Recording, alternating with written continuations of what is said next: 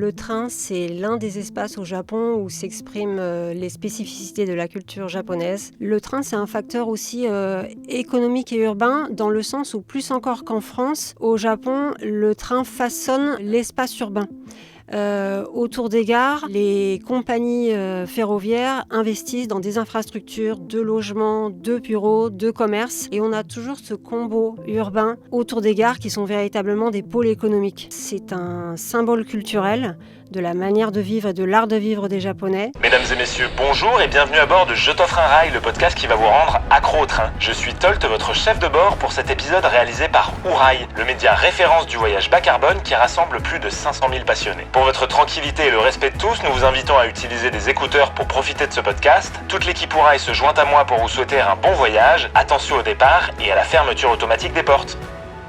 Bonjour Marie. Bonjour Benjamin. Comment ça va ? Très bien, et toi ? Eh ben ça va. Écoute, je suis ravi de pouvoir parler de voyage et de train. Mais moi de toi. même. Mais avant ça, ce que je te propose, c'est de te présenter. Alors donc je suis Marie Borgers, j'ai longtemps travaillé chez Hachette sur le site internet du guide du routard, routard.com, où je m'occupais des guides destination et de l'optimisation pour les moteurs de recherche. En 2019-2020, j'ai tout quitté pour suivre mon mari en expatriation au Japon, à Nagoya, donc au milieu de l'archipel, où là-bas j'ai monté ma micro-entreprise et je suis devenue autrice de guide de voyage. Toujours chez Hachette ou pas du tout ? Non, je me suis mise en freelance en fait. Ouais, mais tu continues à donc, faire des piges pour eux ? Voilà, j'ai continué à travailler pour Hachette Tourisme. Également, j'ai développé après d'autres clients. Au début, comme c'était pas évident avec le Covid, j'ai beaucoup travaillé avec des sites internet et des publications basées là-bas, comme Gokan Mag, qui est un MOOC, un magazine book sur le Japon, qui est créé par des photographes basés à Tokyo. Beaucoup pour Voyapon aussi. Avec eux, j'ai fait pas mal de voyages de presse les premières années. Donc là, c'est un site internet spécialisé sur le Japon, là encore basé là-bas à Kyoto.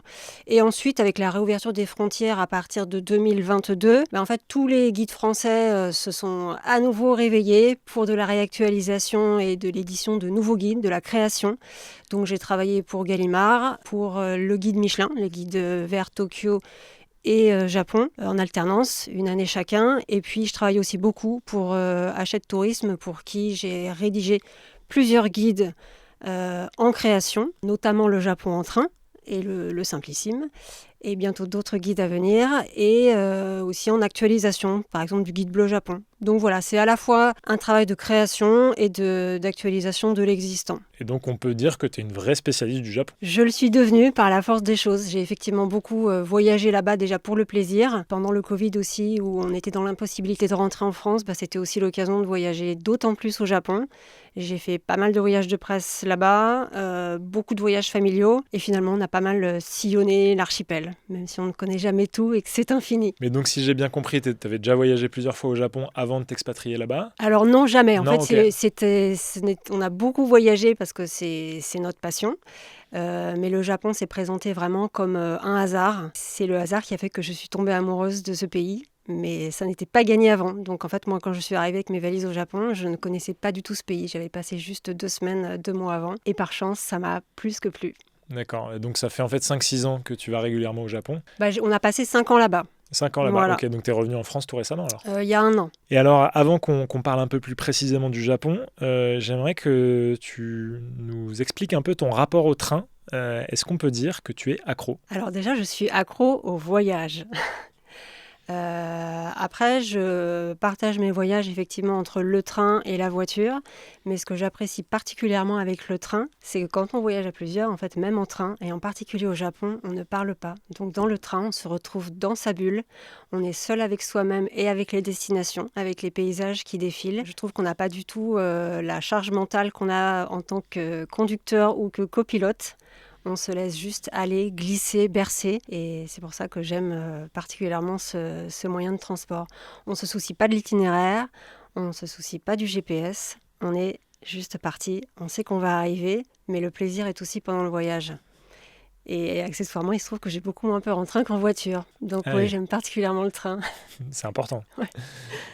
Et d'autant plus que tu vas pouvoir en parler justement par la suite. Mais a priori, voyager en train au Japon, il y a pire. Oui, alors entrer au Japon, effectivement, ce sont des moments suspendus. Le train, c'est l'un des espaces au Japon où s'expriment les spécificités de la culture japonaise, notamment l'importance capitale du respect des lieux, mais aussi et surtout du respect des autres. Donc le mot sacré, c'est le silence.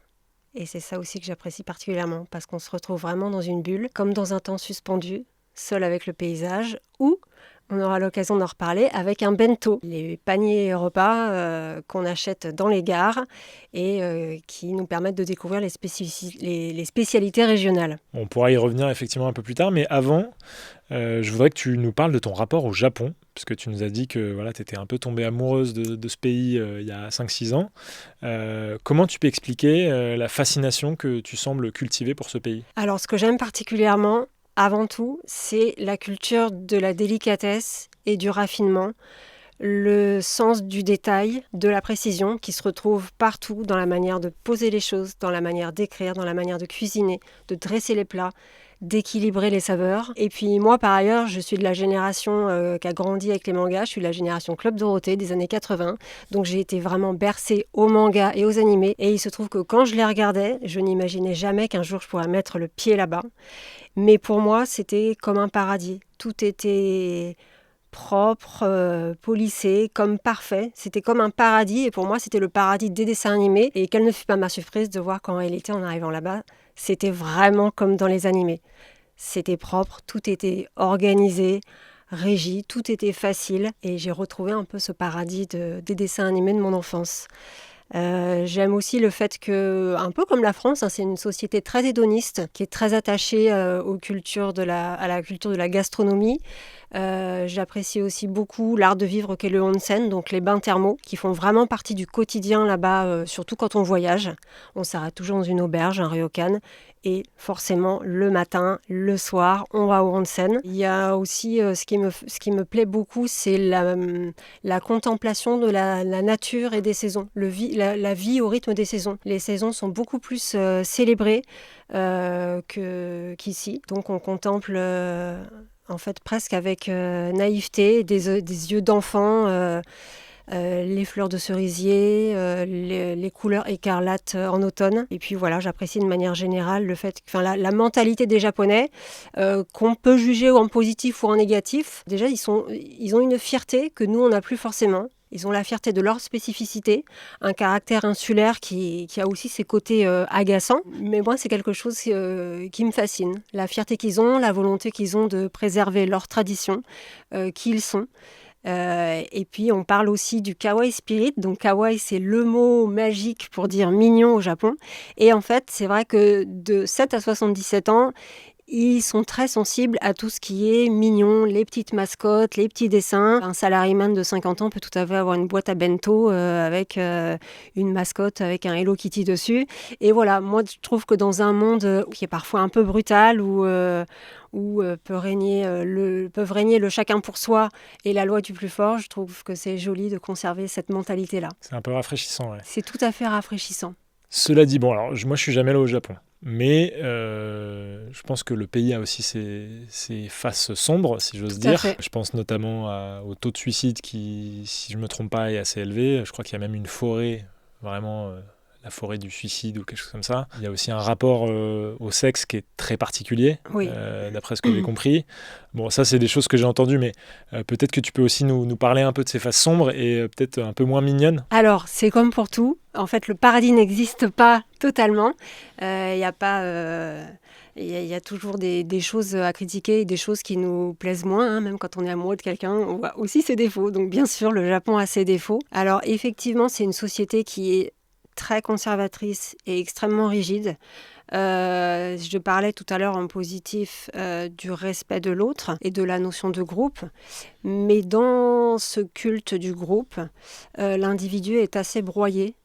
Et finalement, l'individu ne compte pas, il doit s'effacer devant le groupe. Il y a un impératif absolu de conformité et ça commence dès l'école, ça continue dans l'entreprise.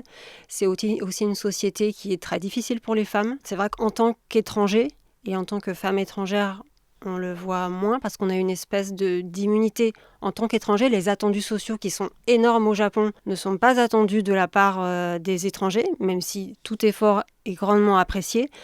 Mais voilà, être une femme là-bas, c'est compliqué. La femme, dès lors qu'elle a des enfants, n'a plus tellement sa place dans le monde de l'entreprise. Donc là aussi, on se souvient qu'ici, on a quand même une société qui est plus ouverte, qui est plus hétérogène et qui accepte beaucoup plus l'altérité. Ça répond un peu à ma question sur les suicides. J'imagine que quand tu dis que ça broie les individus, il y a une forme de pression qui pousse certaines personnes à se suicider. Est-ce qu'il y a d'autres faces cachées un peu plus sombres dont on n'a pas parlé ? Après, effectivement, comme c'est une société qui est très hétérogène, il y a un très faible taux d'immigration. Très homogène, tu voulais dire ? Très homogène, oui, pardon. Il y a très peu d'immigration et ça va de pair avec le fait qu'ils ont du mal à accepter les gens qui sont différents. Et en fait, on va avoir du mal à briser la glace jusqu'au bout. On va avoir des rapports souvent cordiaux avec les Japonais, plus facilement avec les Japonais qui ont déjà été, voire qui ont déjà vécu à l'étranger. Mais en fait, sinon, on gardera toujours cette espèce de barrière, déjà de par notre visage, mais on restera toujours le gaijin. Donc c'est l'étranger. Gai, c'est l'extérieur, la personne de l'étranger, la personne de l'extérieur. Donc c'est le caractère insulaire qui revient. Mais effectivement, dès qu'il y a le moindre problème, le moindre accroc, et ça a été le cas aussi pendant le Covid, les étrangers sont rapidement stigmatisés. Ah là, il y a un problème, donc, et évidemment, il se trouve que c'est avec un étranger. C'est une forme de racisme qui n'est pas toujours évidente à vivre. C'est aussi une réalité. Donc oui, voilà, c'est un pays qui est fascinant, mais il n'est pas parfait. Mais qui a ses dark sides. Et alors maintenant, on va parler un peu plus de train. Est-ce que tu peux nous en dire plus sur la place du train dans la société japonaise ? Est-ce que eux, on peut dire qu'ils sont accros ? Alors eux, effectivement, ils sont accros au train.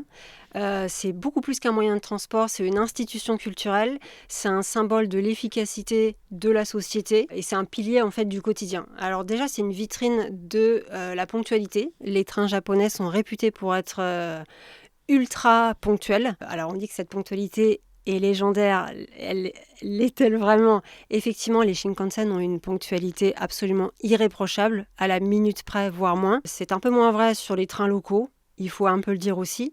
Mais en tout cas, voilà, il y a une exemplarité tout de même sur la ponctualité, sur la précision du service, sur la qualité de service. C'est aussi une vitrine technologique et de l'innovation, avec le Shinkansen qui est une des vitrines aussi touristiques de l'archipel. Donc le Shinkansen, c'est le train à grande vitesse, tout simplement, qui traverse l'archipel.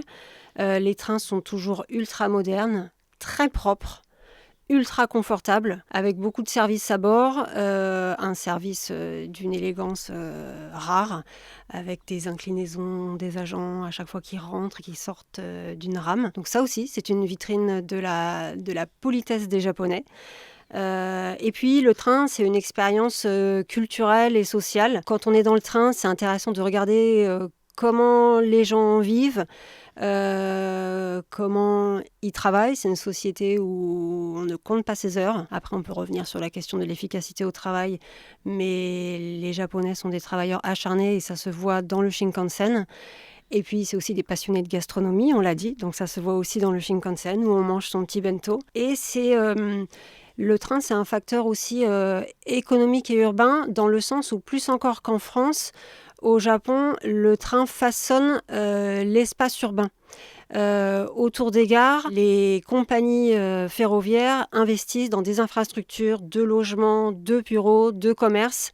Et on a toujours ce combo urbain de grands buildings qui mixent logement, bureaux et commerce et qui sont autour des gares, qui sont véritablement des pôles économiques, des pôles de vie. Ouais, ça c'est un point super important.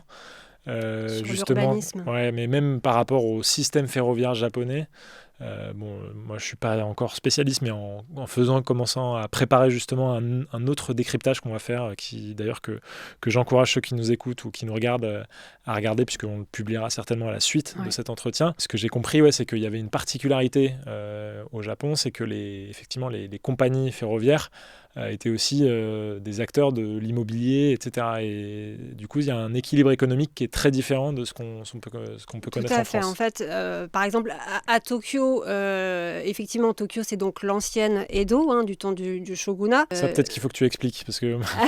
Alors, donc, l'ancien nom de Tokyo, c'est Edo. Ouais. Et effectivement, la ville est bien plus ancienne que la première voie ferrée qui date de 1872, entre Shimbashi, je crois, et Yokohama. Mais en fait, à partir de là, c'est toute la suite de l'étalement urbain de Tokyo qui s'est fait en fonction de l'implantation des gares, des grandes gares que sont par exemple Shinjuku, Shibuya, Ikebukuro ou Tokyo Station. Et donc c'est autour de ces nœuds ferroviaires que se sont construits des pôles économiques, des pôles de vie et des pôles commerciaux. Et on sait, le commerce et le travail sont des piliers de la vie au Japon, où il est aussi fondamental de consommer pour être des bons citoyens. Donc les gares sont des centres commerciaux, des dédales, des labyrinthes de centres commerciaux. C'est bien plus qu'une gare, c'est souvent un lieu de sortie. Et donc autour de ça s'agglomèrent une série d'autres infrastructures urbaines. D'accord. Bon, ça, effectivement, on aura l'occasion d'en parler un peu plus, encore une fois, dans le décryptage, je pense. Et puis, juste, on peut préciser aussi que le train, c'est aussi un outil touristique incontournable au Japon, que les trains permettent aux Japonais qui voyagent très peu à l'étranger, faute de jours de congé, de découvrir leur pays. Et on voit que souvent, c'est un luxe. On trouve beaucoup de Japonais de Tokyoïdes qui n'ont jamais été jusqu'à l'île d'Hokkaido tout au nord. Souvent, les étrangers qui voyagent un peu, en fait, connaissent beaucoup mieux le Japon que les Japonais eux-mêmes. Et par exemple, le Japan Rail Pass que tous les voyageurs au Japon regardent pour voir s'il va être rentable ou pas dans le cas de leur périple. Le Japan Rail Pass, c'est aussi donc c'est le pass ferroviaire sur l'intégralité du Japon. Plus, on a aussi une série de passes touristiques régionaux qui sont développés par la Japan Railways. Là encore, c'est presque un rituel emblématique du tourisme et du voyage au Japon. Donc en fait, le train, comme tu l'as dit, est vraiment inscrit dans le quotidien des Japonais, mais c'est beaucoup plus qu'un simple moyen de transport. C'est un atout, un acteur et un facteur économique. C'est un symbole culturel de la manière de vivre et de l'art de vivre des Japonais. On dit souvent le concept qu'on ressort beaucoup pour le Japon, mais qui pour le coup, je trouve, est véridique, c'est la dichotomie entre la tradition et la modernité. Il est important là-bas de respecter les traditions. Pour les Japonais, eux, leur pays est un peu à part. Donc ils ont leurs règles, leurs codes.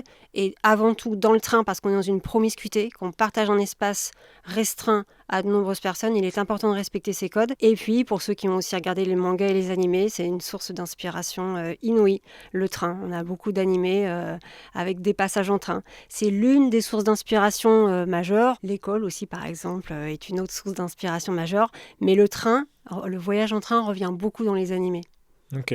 Et dans les estampes aussi, ou dans les tableaux. Et alors, est-ce que tu as rencontré des passionnés de train au Japon et quel est le regard qu'ils portent sur le rail ? Alors effectivement, tout le monde aime un peu le train, parce qu'ils ont tous une âme d'enfant qu'ils ont su conserver. Donc quand on est enfant, on est toujours fasciné par les trains. Et les Japonais sont de manière générale toujours un peu fascinés par les trains.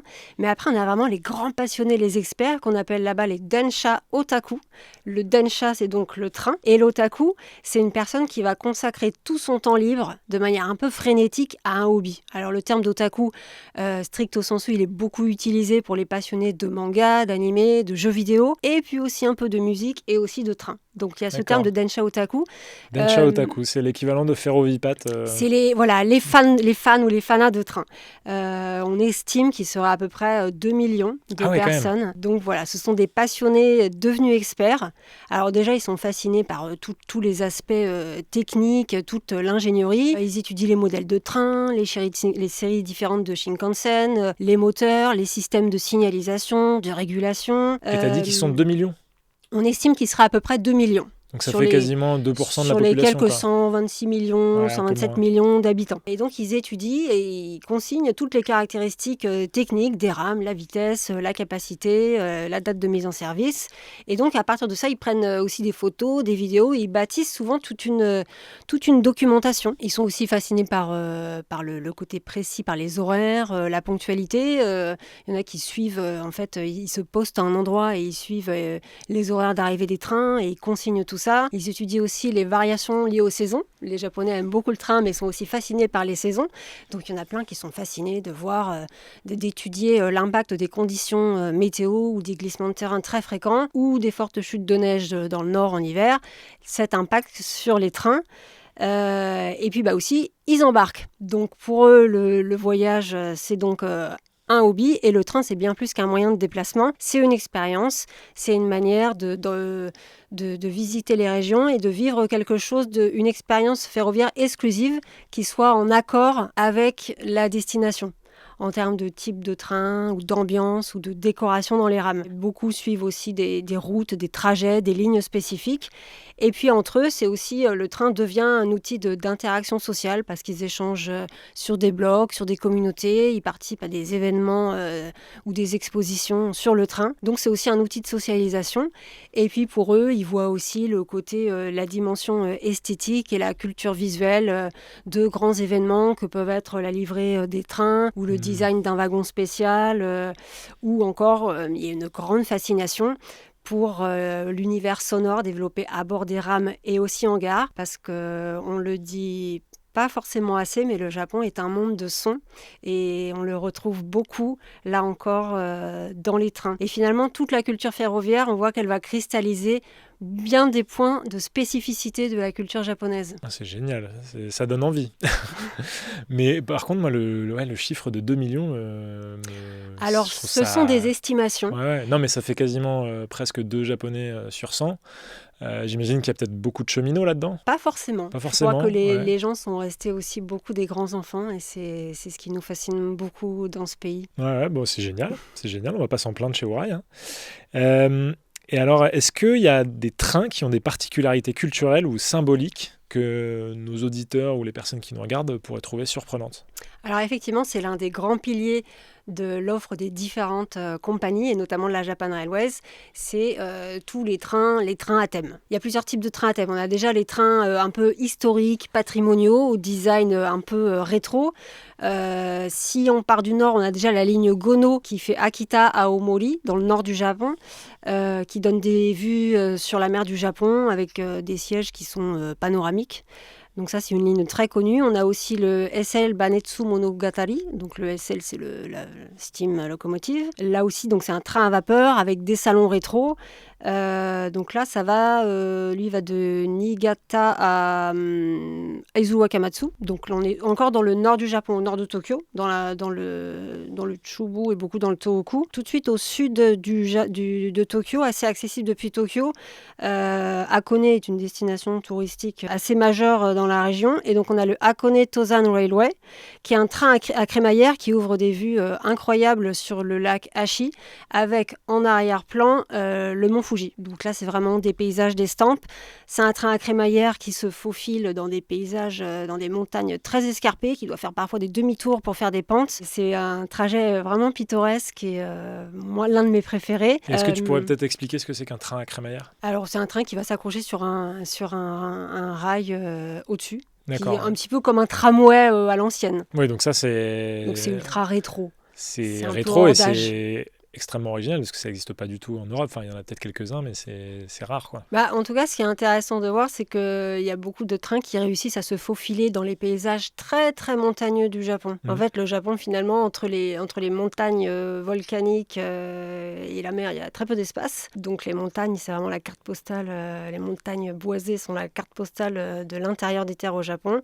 Et les trains se faufilent jusque-là. Aussi, on a les wagons. On a le Sagano Scenic Railway à Kyoto, qui est aussi ultra rétro, rétro.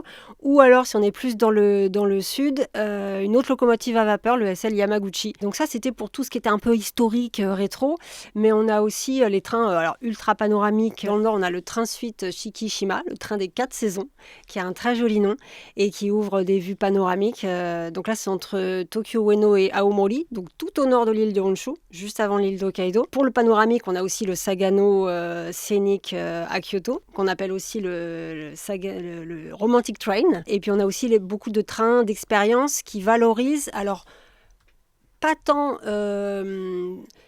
les vues panoramiques que l'expérience, l'excellence de l'expérience à bord, les services gastronomiques ou de luxe, des cabines spéciales, des couchettes spéciales, des dégustations de spécialités régionales ou des décorations qui vont rendre hommage à l'artisanat des régions traversées. Donc voilà, c'est un mélange de transport, de tourisme patrimonial, culturel, gastronomique.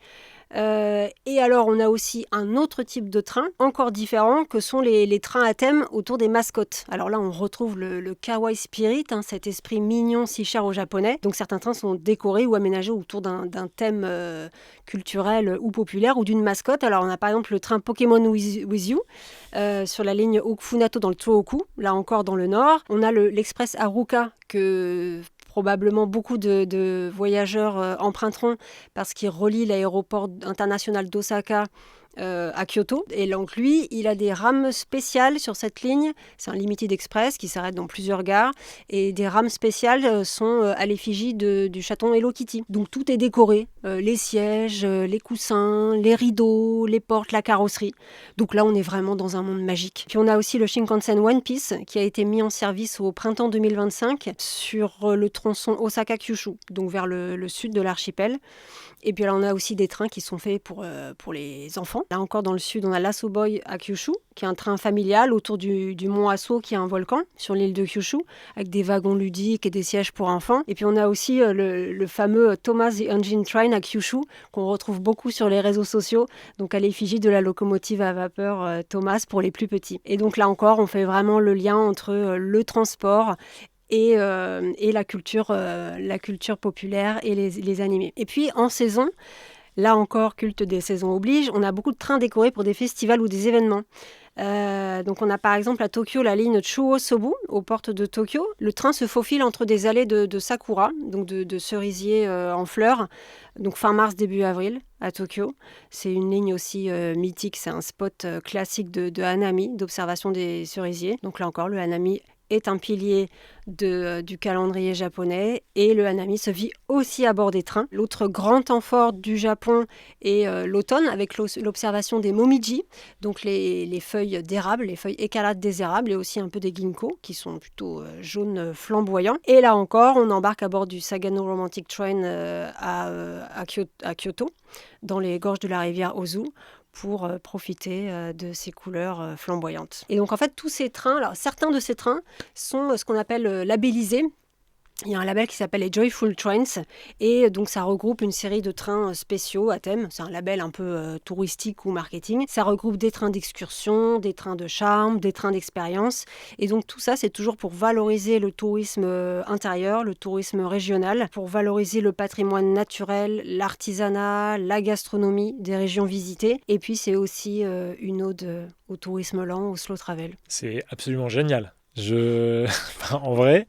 je trouve ça absolument génial parce que, comme tu le dis, le train en fait devient un outil de promotion touristique, un outil marketing en plus d'être un mode de transport. Et ça, pour le coup, en France, ça existe quasiment pas. Tu as quelques trains un petit peu touristiques, mais c'est plus des trains historiques qui sont maintenus par des associations ou des choses comme ça. Mais on n'a jamais poussé aussi loin, quoi. Et c'est génial comme idée parce que ça participe effectivement à l'imaginaire du train et à rendre le train désirable, etc. Donc, si jamais il y a des professionnels du tourisme qui nous écoutent, allez-y, inspirez-vous de ça. Et aussi, ce qui m'impressionne en fait dans ce que tu me dis, c'est que là, la liste, j'ai l'impression qu'elle était longue comme le bras. Elle est très longue. Ouais, et il y en a en fait pour tous les goûts, quoi. Il y en a pour tous les goûts. Ouais, et que ce soit pour les enfants, pour les familles. Tu as l'impression que même il y a un peu des trains pour tous les héros, personnages. Un peu, ouais. Non, c'est génial. Et alors, Selon toi, ce serait quoi la pire ligne ferroviaire, maintenant qu'on a parlé des lignes un peu sympas ? Alors là, la question est difficile. Parce que donc le réseau ferroviaire est réputé pour être l'un des meilleurs au monde en termes de ponctualité, de sécurité, d'efficacité, de propreté également. Je dirais plutôt, il faudrait aller regarder du côté des lignes rurales ou isolées qui desservent des régions où il y a une désertification, des zones où les villages sont vieillissants et donc du coup il y a une très faible fréquentation, des retards fréquents aussi dans le nord dus à la météo. À l'hiver très rigoureux. Il y a aussi beaucoup de lignes qui ont du mal à maintenir leur rentabilité parce que le Japon est soumis à beaucoup d'aléas climatiques. Il y a beaucoup de glissements de terrain, on a la saison des typhons aussi. Donc là, ce sont des facteurs qui pèsent sur l'impératif de ponctualité. Et dans ces régions vieillissantes où la fréquentation est en berne, où les générations ne sont pas renouvelées, les infrastructures et le matériel roulant sont vieillissants. Donc c'est compliqué de maintenir une bonne rentabilité.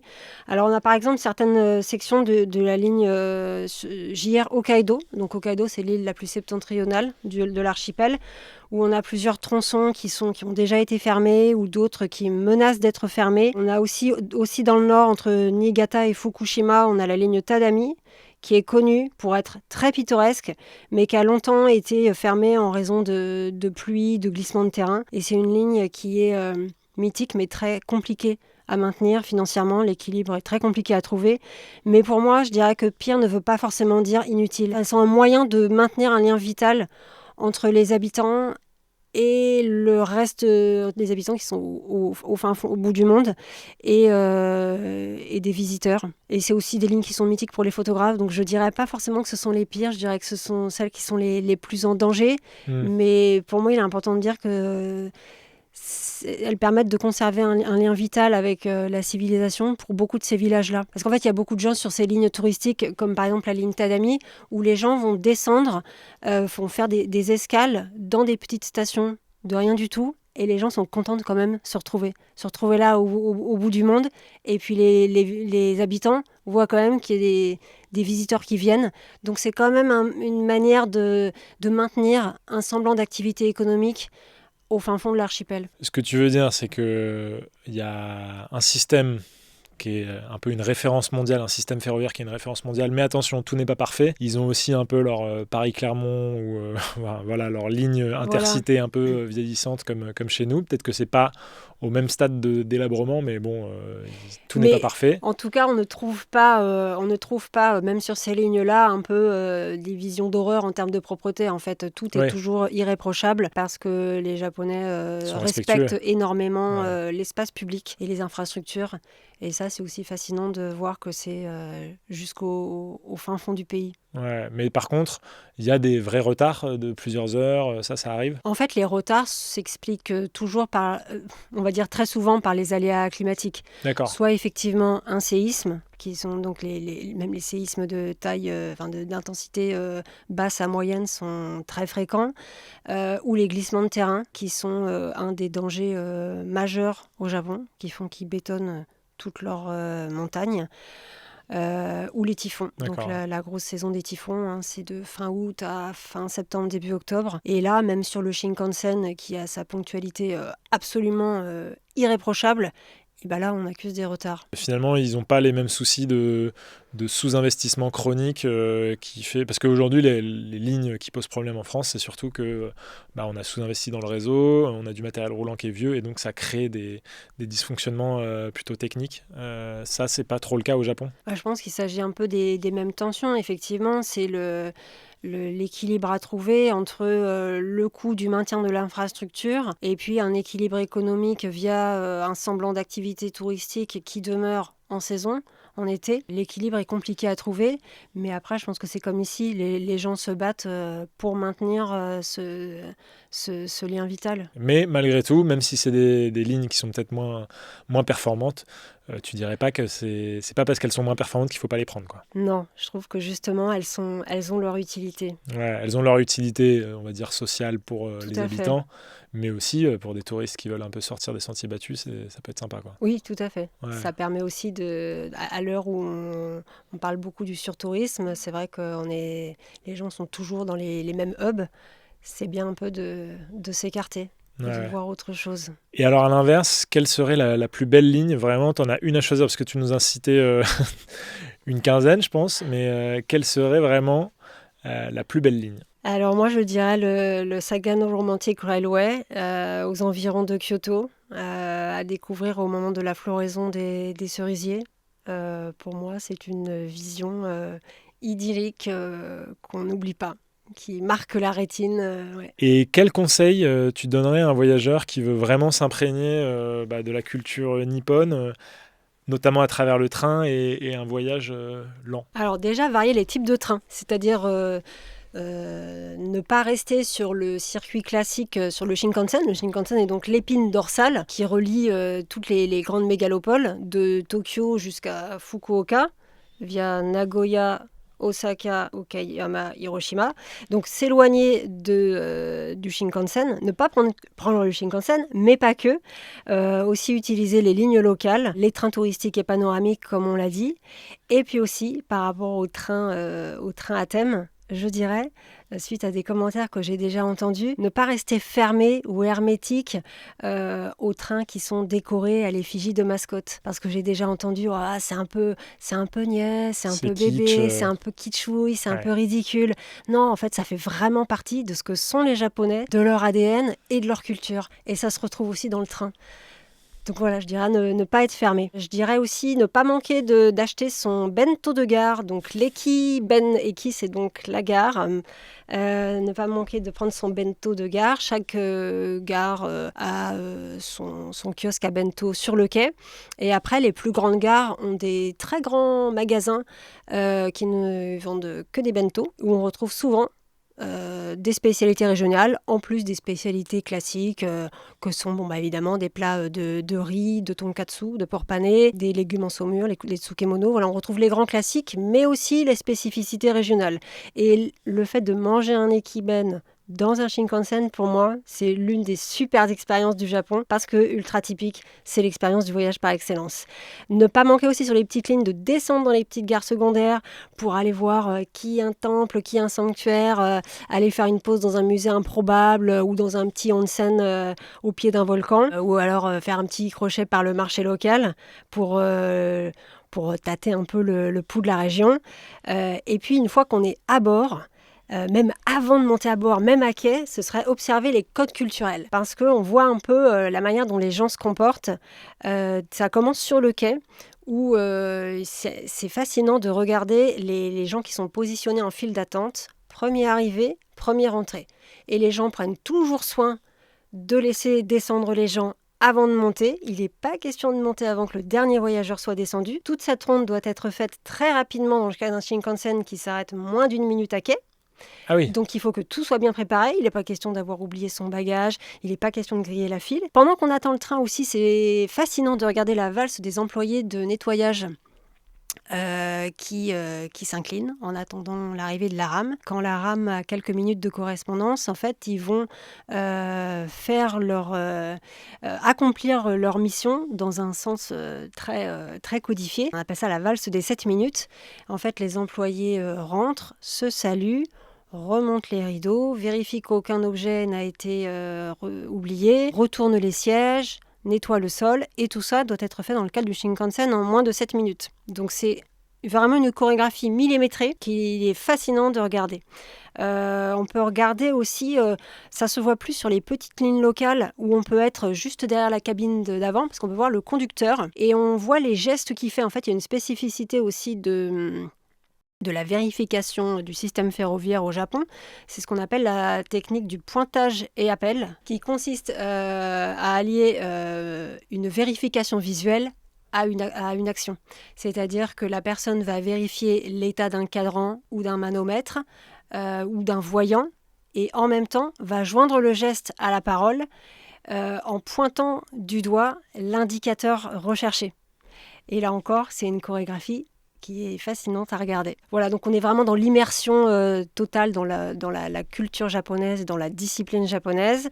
Et puis, si on a l'occasion aussi de voyager au rythme des saisons pour aller observer soit les sakuras, soit les érables en automne, ou d'embarquer à bord de trains qui sont parfois brandés et décorés pour aller vers des festivals, beaucoup en été. Et puis, évidemment, si on voyage l'hiver, c'est chouette de choisir un train panoramique pour voir ces paysages enneigés, voilà, comme dans un film. Dernier conseil aussi, ceux qui ont l'occasion, si c'est possible, d'expérimenter le voyage de nuit. Alors avant le Shinkansen, en fait, le voyage de nuit était très très populaire au Japon. Beaucoup de lignes ont fermé avec la mise en service en 1964 du Shinkansen, mais il reste un train de nuit très populaire au Japon. Un seul ou c'est juste Il en reste populaire? surtout un qui circule régulièrement, c'est le Sunshine Express entre Tokyo et Okayama. En fait, il suit un tronçon Tokyo Himeji Okayama et après il se subdivise en deux. Un tronçon nord, un tronçon sud. Un tronçon nord qui va vers Matsue et Izumo et un tronçon sud qui va aller sur l'île de Shikoku. C'est le seul train de nuit qui est encore en service régulier. C'est aussi, si on a l'occasion, une très belle expérience. Et c'est des couchettes? Oui, tout à fait. Bon, évidemment, nous, on ne veut pas encourager les gens à prendre l'avion chez Ourai, mais quelqu'un qui voyagerait au Japon, on espère qu'il y allait plutôt en train, est-ce que tu aurais un itinéraire ultime à conseiller? Je sais pas, on peut se fixer 2 semaines, même si 2 semaines, ça paraît un peu court si tu as fait tout le voyage classique. en train. Mais voilà, est-ce que tu aurais un itinéraire ultime à conseiller? Alors, on peut faire effectivement en partant de Tokyo. C'est intéressant d'ailleurs à Tokyo aussi d'aller voyager sur la ligne Yamanote qui est signalée en vert. C'est une ligne mythique aussi, c'est une ligne de métro, mais c'est une ligne qui a la particularité d'être circulaire, qui dessert énormément d'attractions touristiques majeures et de hotspots touristiques à Tokyo. De là, on va partir vers le nord pour aller à Nikko, qui est une ville fascinante où on voit le syncrétisme entre le bouddhisme et le shintoïsme, avec beaucoup de temples bouddhiques et de sanctuaires shintoïstes. Et donc de Tokyo à Nikko, c'est la ligne Tobu Railway, où là aussi on a des trains rétro, et on traverse des paysages magnifiques de montagnes boisées qui sont vraiment classiques du Japon. Ensuite, on a la ligne de Nikko à Aizu Wakamatsu, c'est la ligne Tadami. Donc là, on est vraiment sur du slow travel, des paysages là encore montagneux, enneigés en hiver. On traverse des rivières sur des ponts suspendus. Vraiment, on est dans des paysages là encore de carte postale du Japon. Ensuite, on va longer la côte de la mer du Japon, la côte nord de Honshu, de l'île principale, de Niigata à Kanazawa. Là, on récupère le Shinkansen Hokuriku. Donc là, on passe en train rapide, qui est donc un itinéraire panoramique sur la côte. Kanazawa est une ville fascinante aussi. C'est la ville qui est réputée pour sa tradition d'artisanat à la feuille d'or. Après, de Kanazawa à Kyoto, évidemment, grand classique incontournable Kyoto. En Limited Express Thunderbird, là encore, c'est une ligne côtière. On est sur des paysages de bord de mer. Toujours le Sagano Romantic Train à Kyoto.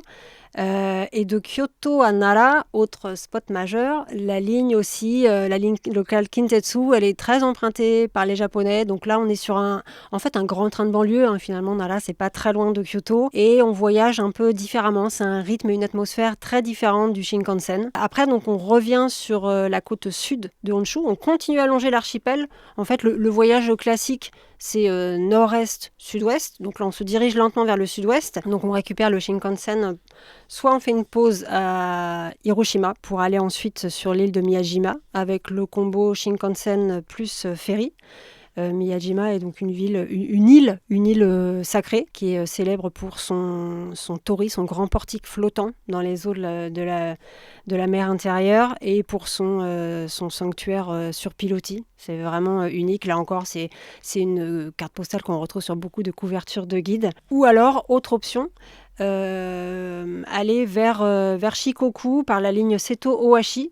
Là encore, c'est un train panoramique qui traverse le grand pont éponyme de Seto Ohashi sur la mer intérieure. Donc là encore, on est sur des paysages maritimes vraiment spectaculaires. Et puis, là encore, revenir, reboucler la boucle en repartant dans l'autre sens. Sur le Osaka-Tokyo vient le train de nuit Sunrise Express. Un itinéraire comme ça, on a on a un bon équilibre entre la vitesse du Shinkansen, un voyage plus lent avec des lignes locales ou panoramiques, et on peut ressentir vraiment le Japon de la tradition et de la modernité. C'est un itinéraire qui permet de découvrir les grands spots touristiques et aussi les lignes touristiques les plus marquantes. Peut-être le petit complément que je pourrais ajouter, c'est qu'on peut encourager les gens à rester plus longtemps s'ils le peuvent.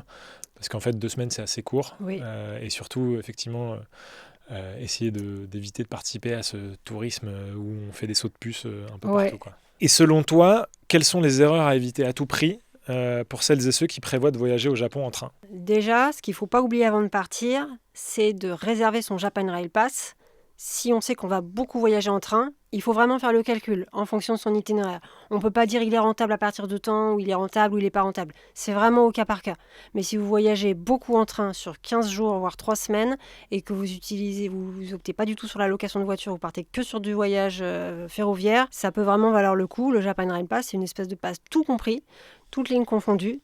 Donc, par contre, il faut savoir qu'il faut désormais l'acheter avant de partir. Il ne peut plus s'acheter sur place. L'autre erreur classique qu'on peut faire, c'est de se dire on a un peu de marge, le train va peut-être être un peu en retard. Non, le train, surtout le Shinkansen, il ne va pas être en retard. Donc, il n'y a pas les 2 minutes de marge. Après, toujours sur le Shinkansen, il est important de réserver son emplacement pour les bagages, s'ils sont volumineux. En fait, dans le Shinkansen, les rails de rangement au-dessus des sièges ne peuvent être utilisés que pour des valises cabines ou des petits sacs de voyage, mais pas pour les grosses valises qu'on peut potentiellement prendre sur un séjour de 2 ou 3 semaines, où en plus on compte rapporter beaucoup de souvenirs. Donc pour ces bagages volumineux, il est important de réserver un emplacement spécifique. En fait, c'est des emplacements pour les bagages volumineux qui sont situés à l'entrée des rails, à l'entrée des rames, de part et d'autre de chaque rame. Et là encore, ne pas faire l'erreur de se dire on peut mettre sa valise si on n'a pas réservé, c'est pas grave. Non, il est important de respecter. Il peut y avoir des contrôles. Donc voilà, il est important d'anticiper ça. Le plus simple est tout simplement d'aller au guichet et de réserver non pas par un automate mais au guichet. Comme ça, on a une personne en face de soi qui, souvent parle à peu près anglais. Et voilà, il est important de dire qu'on a un bagage volumineux. Autre complication aussi, voyager en heure de pointe dans les grandes mégalopoles, en particulier à Tokyo et Osaka. Les trains, les métros sont bondés. Et comme les Japonais ont horreur d'être dérangés et que quelqu'un ou quelque chose vienne rompre l'harmonie, on peut être assez rapidement mal vu avec un gros bagage. Et après, en fait, ce seraient toutes les erreurs de comportement à éviter. Par exemple, ne pas parler fort, ne jamais téléphoner à bord d'un train ou à bord d'un métro, ça ne se fait pas du tout. On ne peut pas le faire sur les plateformes ? Ça se fait à la limite sur les plateformes. Mais le train est vraiment un espace silencieux. C'est vraiment à la limite. Oui, ça a admis sur les plateformes, mais pas du tout dans le métro.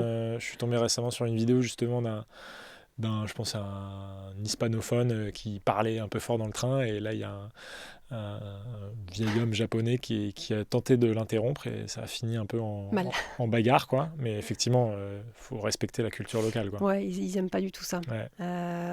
Donc ne pas parler fort aussi entre soi.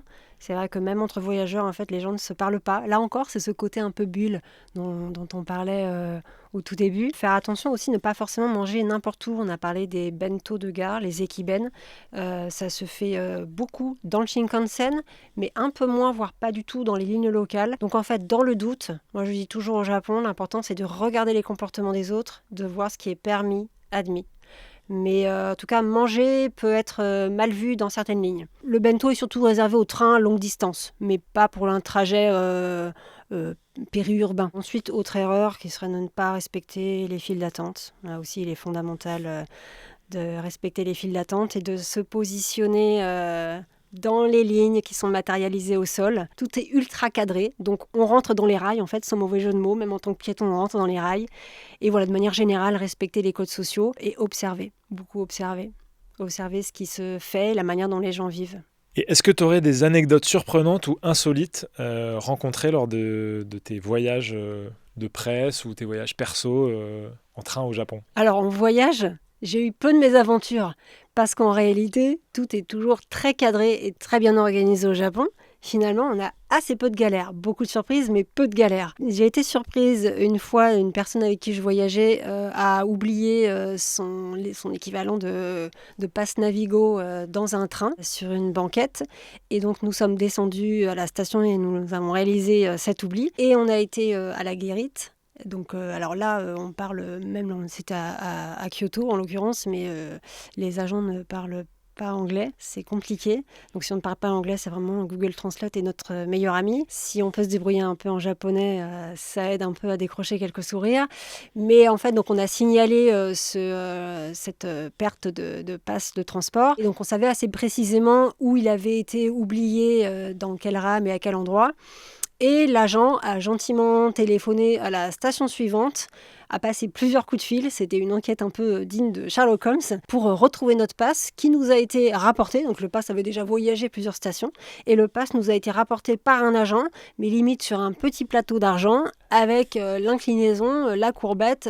C'était tout juste si les agents ne s'excusaient pas que nous ayons oublié notre passe de transport. Ouais, ça, faut imaginer et ça on en n'y croyait France. Pas. Et d'ailleurs, j'y pense, la même chose est arrivée à quelqu'un que je connais sur le Shinkansen. La personne avait oublié son portefeuille sur le siège du Shinkansen, tout simplement. Et là encore, le portefeuille avait été récupéré par un passager qui l'avait déposé à la gare suivante au bureau des objets trouvés. Et le portefeuille a été retrouvé. Il était plein, évidemment. Pareil, ça faut avoir de la chance pour que ça se passe en France. Mais ça peut arriver. Ça peut arriver. Faut pas non plus généraliser, mais ça peut arriver. Mais là-bas, en tout cas, c'est systématique. Ouais. C'est le pays où il ne se passe rien. Voilà, le vol n'existe pas. Il y a une vraie notion de respect qui est très prégnante. Ouais. Enfin, j'allais dire, le vol n'existe pas. Des vols de vélo sont signalés en ville, mais on ne vole pas un portefeuille et il ne vient pas à l'esprit des gens d'ouvrir un portefeuille trouvé sur une banquette de train. Eh ben, écoute, merci beaucoup pour merci à toi. Tous ces témoignages et c'était super intéressant et moi personnellement ça m'a beaucoup donné envie d'aller au Japon. D'ailleurs j'en profite, on a déjà publié un épisode, j'ai oublié de le dire au début, mais on a déjà publié un épisode de voyageurs qui se sont rendus au Japon en train et à vélo et pareil c'était un témoignage super intéressant. Donc pour ceux et celles qui nous écoutent et qui sont très attirés ou passionnés par le Japon, voilà, il y a déjà pas mal de contenu. On a aussi le témoignage de Julien qui était revenu du Japon sans avion. Donc voilà, on ne manque pas de contenu, que ce soit sur la chaîne YouTube ou sur le podcast. Bah, écoute, je te dis merci beaucoup Marie pour ce super témoignage. Un grand merci pour ton accueil. C'est toujours un plaisir de parler du Japon. Ben ouais, on a vu ça, on l'a senti. Et puis je te dis peut-être à bientôt dans un train japonais. Tout à fait, à bientôt. Mesdames et messieurs, vous êtes arrivés à destination, terminus du train. Assurez-vous de n'avoir rien oublié et de vous abonner au podcast et à nos réseaux si ce n'est pas déjà fait. Toute l'équipe Ouraille vous remercie d'avoir passé ce moment en notre compagnie et vous dit à bientôt pour un nouveau voyage bas carbone.